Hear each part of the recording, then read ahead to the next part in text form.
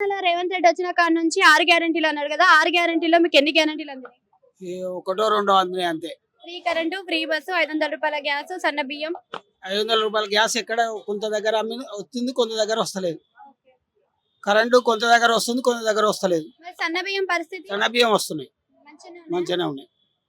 కేసీఆర్ కి రేవంత్ రెడ్డికి తేడా అంటే ఏం చెప్తారు?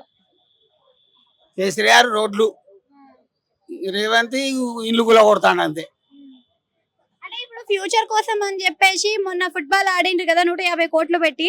మరి అది కరెక్టే అంటారా? ఫ్యూచర్ లో పనికొస్తుంది అంటారా గేమ్? పనికొస్తుంది. అంటే ఏ విధంగా పనికొస్తుంది అంటారు? ఈ స్టూడెంట్స్ కు, యూత్ కు పనిచేస్తుంది.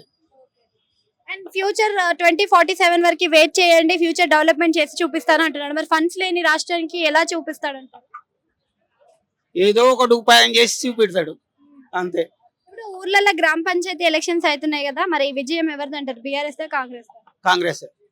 ఎందుకు మళ్ళీ కాంగ్రెస్? ఊర్లలో ఇవి ఇస్తుండు కదా రైతు బంధు, అట్లా పింఛన్లు కొన్ని, రైతు బంధు కొన్ని ఇస్తుండు, రైతులకు కొంచెం సహాయం చేస్తుండు కాబట్టి ఊర్లలో ఇస్తుంది.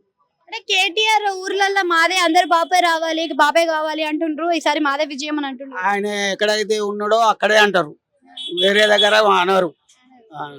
ఆయన కొద్దిగా మోసం చేసిండు ఊర్లలో, అందుకనే. ఎటువంటి మోసాలు జరిగినాయి అంటారు? భూములు కరెక్ట్ చేయలేదు.